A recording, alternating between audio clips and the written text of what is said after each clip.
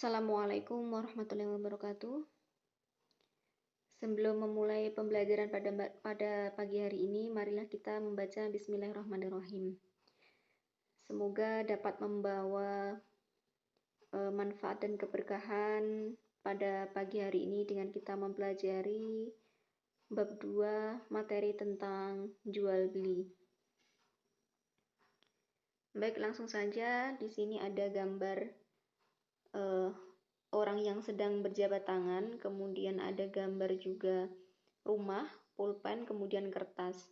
Ini merupakan gambaran jual beli secara umum, yang mana orang yang sedang berjabat tangan ini merupakan gambaran dari orang yang melaksanakan akad, orang yang melaksanakan kesepakatan. Kemudian ada gambar rumah yang mana melambangkan objek dari jual beli.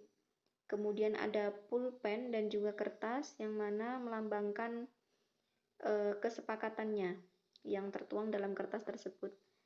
Nah, ini merupakan gambaran secara umum dari jual beli. Selanjutnya langsung masuk ke materi. Sebelum masuk ke materi, ada yang perlu disampaikan tentang kompetensi dasar. Di antaranya yang pertama adalah mengamalkan konsep baik atau jual beli, kemudian konsep khiyar, salam, dan hajar dalam kehidupan sehari-hari. Kemudian yang kedua, mengamalkan sikap jujur dan bertanggung jawab sebagai implementasi dari pengetahuan tentang baik atau jual beli, khiyar, salam, dan hajar. Yang ketiga, menganalisis perbedaan fuqaha tentang baik atau jual beli, khiyar, salam, dan hajar. Dan yang terakhir adalah menyimulasikan praktek baik atau jual beli, khiyar, salam, dan hajar. Ini merupakan kompetensi dasar yang harus dicapai dalam bab 2 ini. Selanjutnya materi, ini ada peta konsep. Paling atas ini ada transaksi jual beli. Kemudian dalam transaksi jual beli ini yang kita bahas yang pertama adalah baik musyahadah, yang mana nanti secara detailnya akan membahas juga tentang khiyar. Kemudian ada juga baik mausuf fi zimmah, yang mana itu hampir sama dengan konsep salam dan juga nanti akan dibahas juga dengan khiyar. Selanjutnya yang terakhir adalah baik ghaib, yang mana baik ghaib itu adalah salah satu bentuk dari jual beli yang tidak sah. Selanjutnya jual beli. Di sini yang pertama yang kita bahas adalah dalilnya. Jual beli ini didasarkan dari firman Allah Subhanahu wa taala Quran surat Al-Baqarah ayat 275 yang berbunyi A'udzubillahi minasyaitonirrajim. Bismillahirrahmanirrahim. Wa ahallallahul bai'a wa harramar riba. Yang berarti Allah telah menghalalkan jual beli dan mengharamkan riba. Quran surat Al-Baqarah ayat 275. Saya percaya kepada kalian sudah hafal baik dari ayat dan juga artinya, karena ini sudah pernah kita hafalkan pada tahun lalu.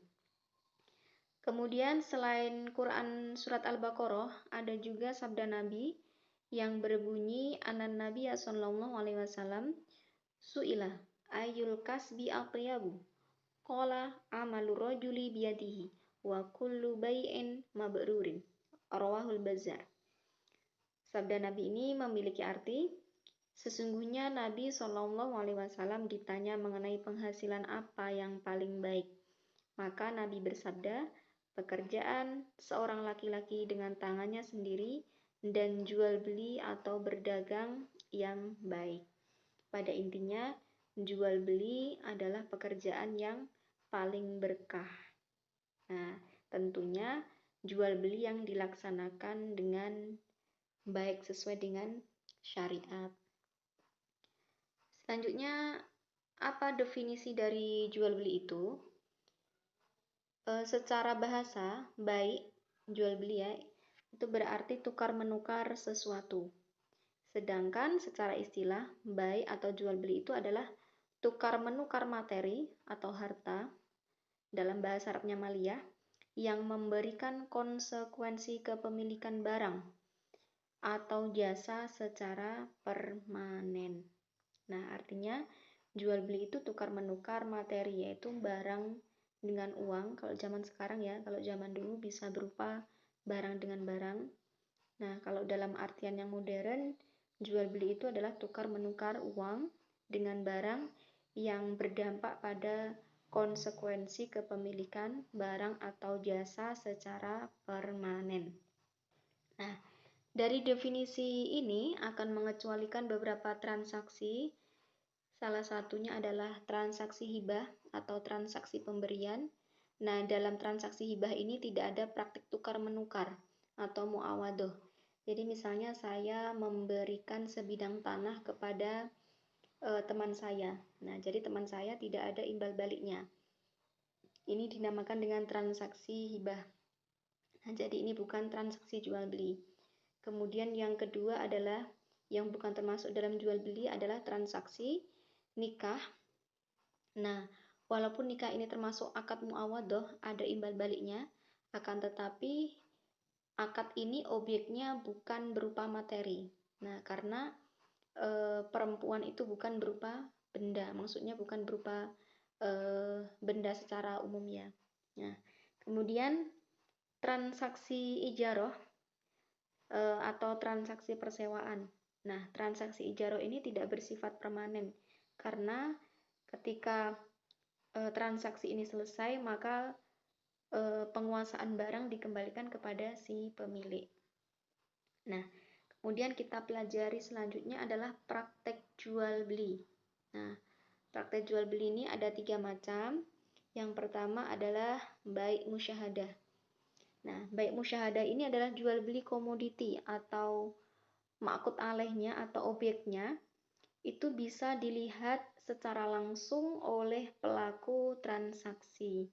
Nah, akan tetapi dia memiliki batasan. Nah, batasan musyahadah ini bersifat relatif sesuai dengan karakteristik komoditifnya. Nah, misalnya yang harus dimaklumi ini misalnya seperti jual beli telur. Telur itu kan yang dikonsumsi adalah dalamnya ya. Jadi untuk mengetahui telur itu cukup dari objeknya telur saja, tidak harus melihat secara langsung dalamnya. Ini namanya adalah musyahadah yang bisa menghasilkan maklum secara cukup. Nah, selanjutnya intinya kalau yang bai' musyahadah ini adalah jual beli yang melihat secara langsung dari objek yang dijual. Kemudian yang kedua adalah bai' mausuf fi zimmah. Nah, bai' mausuf fi zimmah ini adalah transaksi jual beli dengan sistem tanggungan atau zimmah dan metode maklumnya atau metode mengetahuinya itu melalui spesifikasi kriteria atau sifatnya ya. Misalnya memesan meja, ukurannya berapa, bahannya dari apa. Nah, ini kriteria. Kemudian sifatnya, ukuran, dan lain-lain secara detail. Ini namanya adalah bai' mausuf fi zimmah. Yaitu jual beli yang disifati dengan cara tanggungan. Kemudian secara substansi, bai' mausuf fi zimmah ini hampir mirip sebenarnya dengan transaksi salam atau pesan. Nah, namun ada perbedaan beberapa hal, nanti akan kita bahas. Selanjutnya yang terakhir adalah bai' ghaib. Bai' ghaib ini adalah jual beli komoditi yang tidak terlihat oleh kedua pelaku transaksi atau oleh salah satunya. Jadi ini adalah bai' atau jual beli yang tidak diperbolehkan atau tidak sah karena tidak bisa melihat secara langsung barang yang akan dibelinya. Misalnya seperti membeli ikan di dalam kolam, semuanya langsung dibeli, nggak tahu itu jumlahnya berapa kilo, nah itu nggak tahu. Jadi ini adalah bai' ghaib, yaitu jual beli yang tidak sah. Selanjutnya hukum jual beli. Hukum jual beli ini ada 5 macam. Yang pertama adalah wajib. Nah, seperti contohnya menjual makanan kepada orang yang akan mati jika tidak makan. Maka dalam keadaan ini jual beli hukumnya adalah wajib karena untuk bertahan hidup. Nah, jadi kalau tidak makan maka akan mati, maka hukumnya adalah wajib. Selain itu karena mempertahankan kehidupan itu adalah suatu kewajiban. Selanjutnya yang kedua adalah hukum sunnah. Contohnya adalah menjual sesuatu yang bermanfaat jika dibarengi atau disertai dengan niat yang baik. Misalnya seperti menjual Al-Quran, niatnya supaya banyak orang yang mendapatkan hidayah, supaya kita sebagai penjual juga mendapatkan amal jariah karena sudah menjualnya. Nah, ini jual beli yang hukumnya sunnah. Kemudian yang ketiga adalah jual beli makruh. Contohnya seperti menjual setelah azan pertama sholat Jumat. Nah, azan pertama sholat Jumat, kemudian ada transaksi jual beli, maka hukumnya adalah makruh. Selain itu, contohnya lagi adalah menjual kain kafan karena ia akan selalu berharap ada kematian. Terus kemudian selanjutnya adalah mubah. Seperti contohnya menjual peralatan rumah jika tidak dibarengi niat yang baik. Jadi asal menjual saja. Nah, tidak ada niat, tidak ada meminta keridhaan Allah supaya nanti misalnya yang dijual itu nanti bermanfaat untuk orang lain, kemudian memberi manfaat juga kepada dia. Nah, jadi tidak ada disertai dengan niat yang baik. Selanjutnya yang terakhir adalah haram. Seperti contohnya menjual setelah azan kedua sholat Jumat, yaitu misalnya menjual pedang kepada pembunuh, terus kemudian menjual anggur kepada orang yang diyakini akan menjadikannya khamar. Nah, jadi macam-macam sekali jual beli yang haram ini. Jadi pada intinya jual beli itu asalnya adalah mubah, akan tetapi bisa menjadi wajib, sunnah, makruh, atau haram sesuai dengan kondisi yang menyertainya. Selanjutnya struktur akad atau struktur akad jual beli. Di sini ada 3 rukun. Yang pertama adalah akidain atau penjual dan pembeli, kemudian ma'qud alaih atau barang dagangan dan alat pembayaran. Yang ketiga adalah sigot, yaitu ijab dan qabul. Yang akan kita bahas pertama adalah akidain. Akidain adalah pelaku transaksi yang meliputi penjual dan pembeli. Secara hukum, transaksi jual beli bisa sah jika pelaku transaksi, yaitu penjual dan pembeli, memiliki kriteria mukhtar dan tidak termasuk dalam kategori mahjur alaih. Nah, yang perlu saya sampaikan, mukhtar ini adalah seseorang yang melakukan transaksi atas dasar inisiatif sendiri tanpa ada unsur pemaksaan dari orang lain. Jadi intinya mukhtar itu adalah orang yang bebas melakukan transaksi. Selanjutnya, kalau mahjur alaih itu kebalikannya ya, kebalikan dari mukhtar ya. Nah, mahjur alaih adalah orang yang dibekukan tasarruf atas hartanya karena sebab-sebab tertentu. Dalam fikih terdapat 8 orang yang dibekukan tasarruf hartanya, yaitu yang pertama adalah anak kecil. Walaupun anak kecil ini memiliki harta, akan tetapi dia tidak boleh melaksanakan jual beli karena anak kecil ini masih belum sempurna secara akalnya, jadi tidak boleh melaksanakan jual beli. Kemudian ada orang gila yang atau majnun, tidak boleh juga melaksanakan jual beli atau menjadi akid. Kemudian ada juga orang yang safih atau orang yang tidak bisa mengelola hartanya, orang yang menghamburkan hartanya. Dan juga orang yang bangkrut atau muflis. Orang yang bangkrut berarti sudah tidak memiliki harta lagi.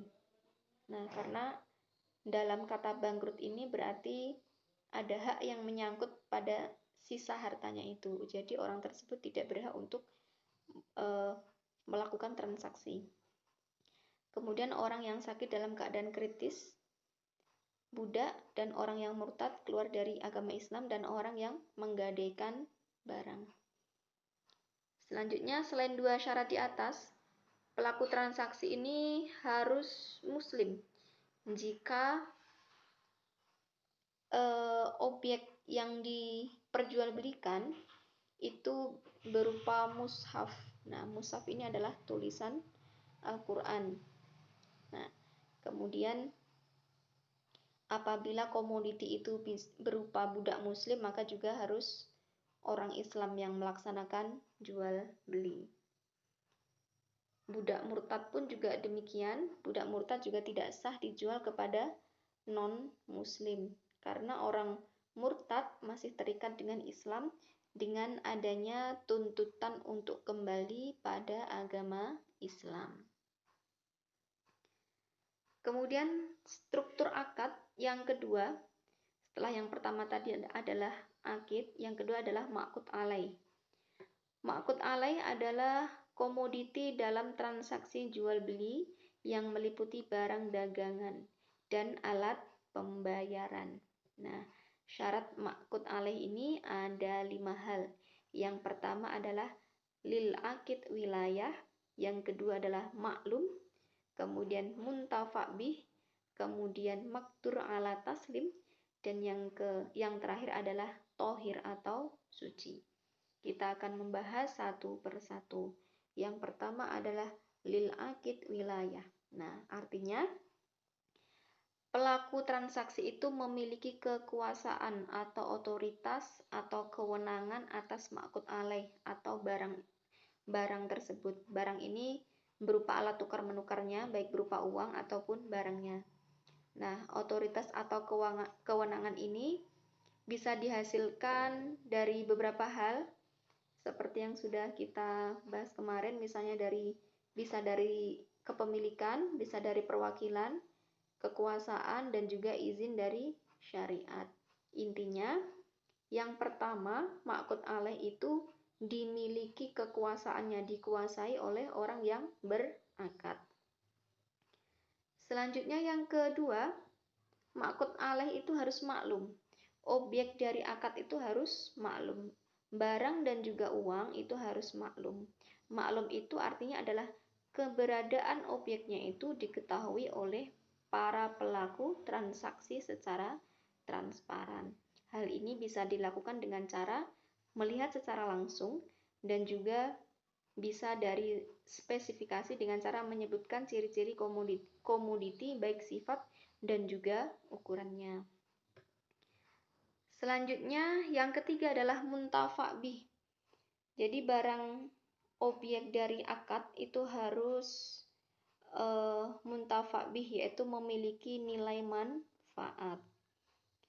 Nah, kemudian yang keempat adalah makdur ala taslim. Maksudnya keadaan barang itu bisa diserahkan. Contoh barang yang tidak bisa diserahkan itu misalnya memperjualbelikan burung yang terbang di langit. Nah, itu nggak tahu keberadaannya di mana, jadi tidak bisa diserahkan secara langsung. Oleh karenanya, tidak memenuhi kriteria makdur ala taslim. Kemudian yang terakhir adalah tohir. Tohir artinya adalah suci. Jadi barang yang diperjualbelikan itu harus berupa barang yang suci. Jadi tidak boleh memperjualbelikan barang yang najis seperti kotoran hewan. Selanjutnya unsur dari akad yang ketiga adalah sigot. Sigot adalah bahasa interaktif dalam sebuah transaksi yang meliputi tentang penawaran, kemudian persetujuan. Nah, jadi di sini oleh karenanya digabungkan menjadi ijab qabul yang umumnya disebut dengan akad. Ijab itu adalah penawaran, qabul adalah persetujuan. Selanjutnya, ijab dan qabul ini dalam transaksi jual beli cukup urgen karena ada 3 pendapat tentang bai mu'atoh. Yang pertama, menurut qaul masyhur tidak sah secara mutlak. Kemudian menurut Ibnu Suraij dan Ar-Royani, bai mu'atoh sah hanya pada komoditi dalam skala kecil. Kemudian menurut Imam Malik dan An-Nawawi, bai mu'atoh sah dalam praktik yang secara uruf atau umum sudah dikatakan sebagai praktik jual beli. Kemudian syarat-syarat sigot ini ada beberapa hal. Yang pertama adalah antara ijab dan qabul, antara penawaran dan kesepakatan, persetujuan ya, antara penawaran dan persetujuan tidak ada pembicaraan lain yang tidak ada hubungan dengan transaksi jual beli. Jadi kata-katanya fokus terhadap jual beli itu saja, antara penawaran dan juga kesepakatan atau persetujuannya. Kemudian antara ijab dan qabul tidak ada jeda waktu yang lama. Selanjutnya adanya kesesuaian makna antara ijab dan qabul. Misalnya ijab disebutkan harga barang yang dijual adalah 10.000, lalu dalam qabul disebutkan 20.000. Maka yang demikian tidak ada kesesuaian antara ijab dan qabul, maka dianggap tidak sah. Selanjutnya, ijab dan qabul ini tidak boleh digantungkan pada suatu syarat yang tidak sesuai dengan ketentuan akad. Misalnya, memberikan syarat kepada pembeli untuk tidak menjual kembali barang yang dibelinya, kecuali pada penjual pertama. Nah, itu tidak boleh mensyaratkan sesuatu yang tidak ada hubungannya. Kemudian, jual beli tidak ada pembatasan waktu. Nah, kemudian ucapan pertama tidak berubah dengan ucapan kedua. Nah, misalnya kalau jualnya 10.000 ya 10.000, tidak boleh berubah lagi menjadi 20.000 misalnya. Nah, itu tidak ada perubahannya. Selanjutnya ijab dan qabul diucapkan sampai terdengar oleh orang yang berada di dekatnya. Jadi tidak dengan berbisik-bisik atau terkesan tertutup. Selanjutnya tetap wujudnya syarat-syarat akidain sampai ijab dan qabul selesai. Maksudnya orang-orang yang melaksanakan jual beli ini syaratnya masih tetap terpenuhi sampai ijab dan qabul ini selesai. Selanjutnya orang yang memulai ijab dan qabul itu harus menyebutkan harga sebagai patokan kesepakatan ya. Selanjutnya maksud kalimat ijab dan qabul itu tepat pada maknanya. Nah, jadi apa yang diucapkan maksudnya sama dengan yang di dalam hati. Selanjutnya di sini akan kita bahas tata krama dalam transaksi jual beli. Jadi walaupun kita ini melaksanakan jual beli dalam kehidupan sehari-hari, akan tetapi harus kita juga pelajari tentang tata kramanya dalam pelaksanaannya. Nah, misalnya tata kramanya adalah sebagai penjual tidak terlalu banyak dalam mengambil laba.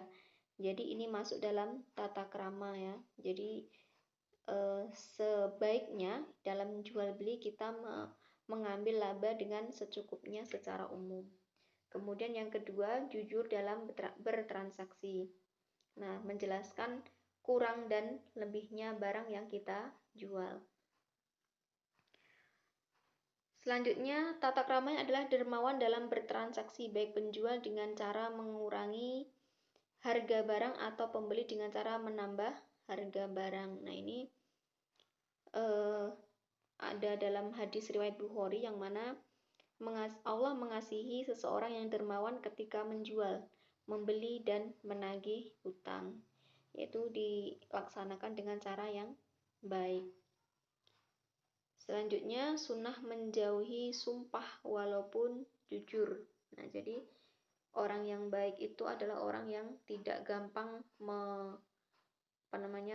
mengucapkan kata sumpah, tidak menggampangkan kata sumpah. Selanjutnya, disunahkan memperbanyak sedekah sebagai pelebur dosa yang terjadi ketika transaksi.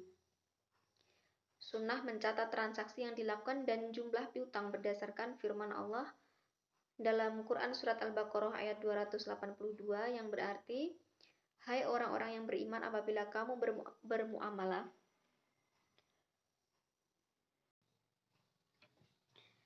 Selanjutnya, yang keenam adalah sunnah mencatat transaksi yang dilakukan dan jumlah piutang. Jadi akuntansi di sini sangat berperan ya. Jadi sesuai dengan Quran surat Al-Baqarah ayat 282 yang berbunyi, hai orang-orang yang beriman, apabila kamu bermuamalah tidak secara tunai untuk waktu yang ditentukan, hendaklah kamu menuliskannya. Jadi di sini peran pelajaran akuntansi ternyata walaupun tidak secara langsung dasarnya ada disebutkan dalam Al-Quran.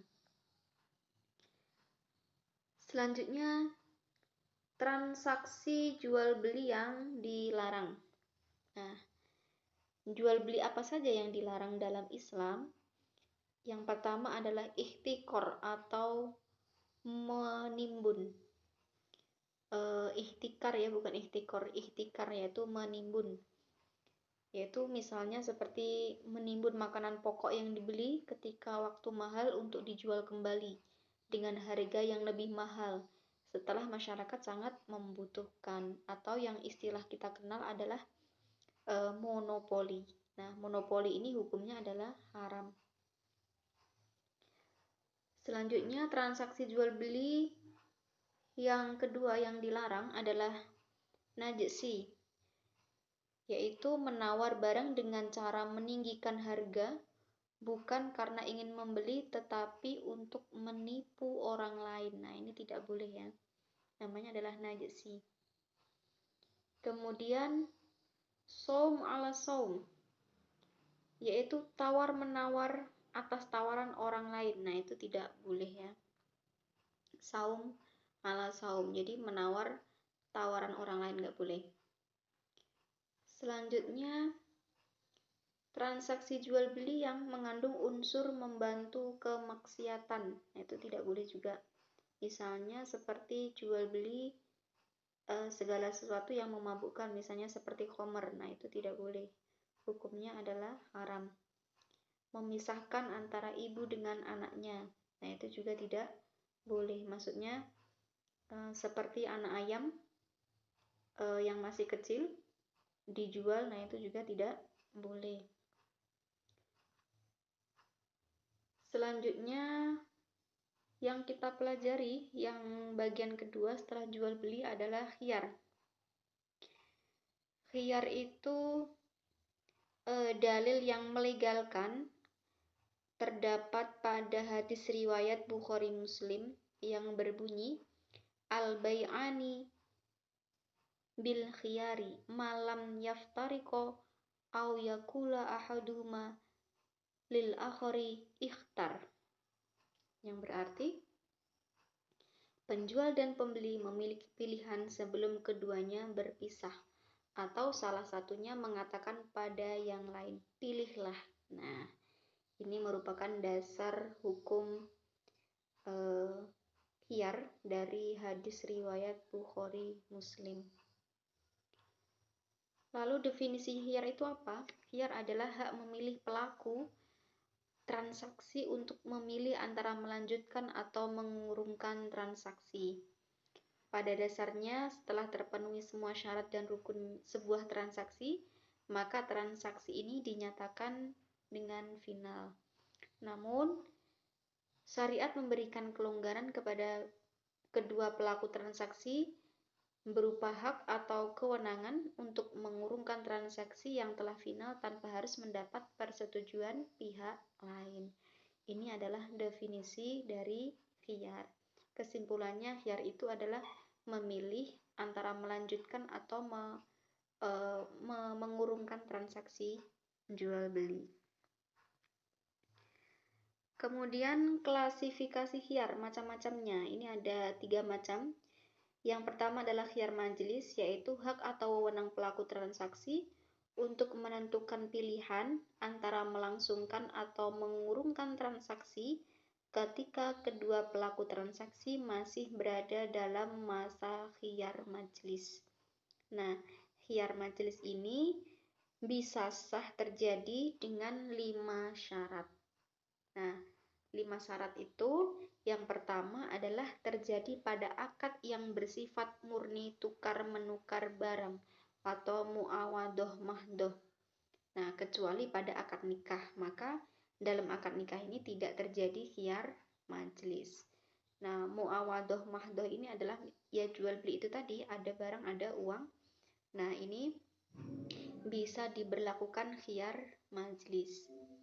Kemudian yang kedua, terjadi pada akad yang objek akadnya berupa barang. Nah, maka tidak terjadi khiyar majelis dalam akad ijaroh, karena akad ijaroh objek akadnya itu adalah berupa manfaat. Nah, jadi seseorang menyewa itu karena dia ingin mendapatkan kemanfaatannya, bukan mendapatkan barangnya. Nah, dalam hal ini tidak bisa diberlakukan khiyar majelis. Selanjutnya yang ketiga adalah terjadi pada akad yang bersifat lazim dari kedua belah pihak. Mengecualikan di sini adalah akad kitabah, karena akad kitabah lazim dari pihak majikan, jaiz dari pihak budak. Akad kitabah ini adalah akad budak ya, perbudakan. Kemudian yang keempat adalah tidak terjadi pada akad yang kepemilikannya bersifat otoritatif atau memaksa, seperti akad syuf'ah.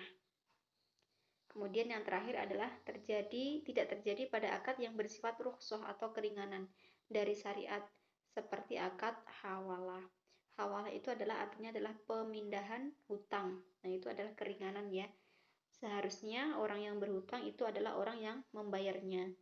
Akan tetapi dalam akad hiwalah ada sifat rukhsah dari syariat, keringanan untuk dibayarkan oleh orang lain atau dipindahkan hutangnya kepada orang lain. Kemudian masa khiyar majelis akan berakhir dengan salah satu antara saling memilih, tahayur, atau berpisah, yaitu tafaruk.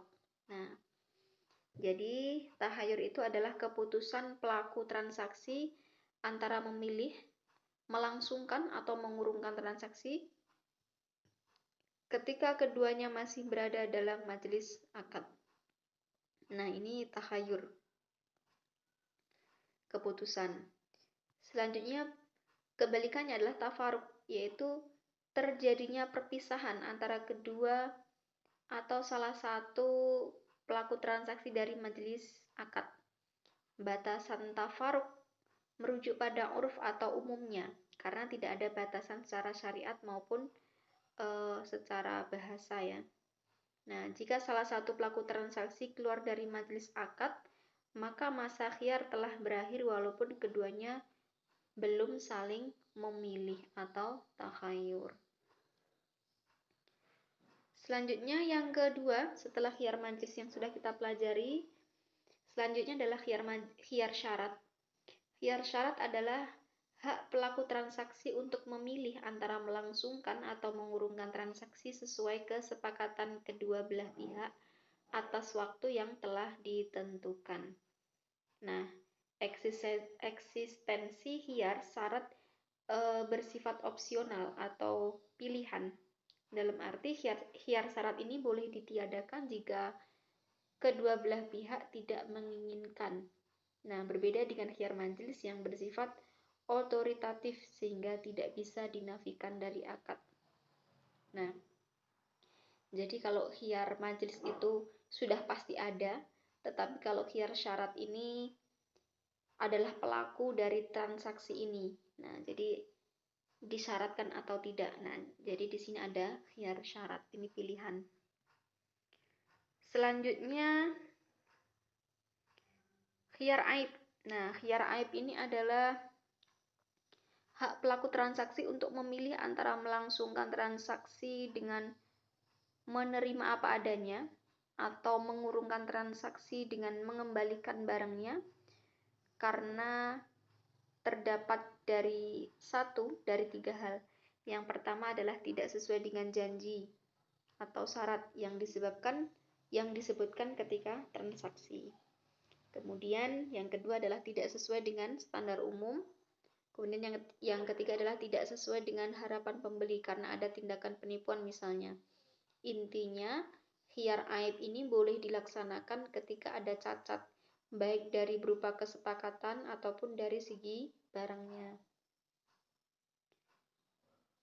Selanjutnya, salam ini akan kita bahas pada pertemuan yang akan lanjut, karena jual beli dan khiyar itu adalah satu paket. Jadi supaya tidak terlalu panjang dan bisa memahami, semoga apa yang sudah saya sampaikan bisa dipahami dan memberi kemanfaatan bagi anak-anak semua.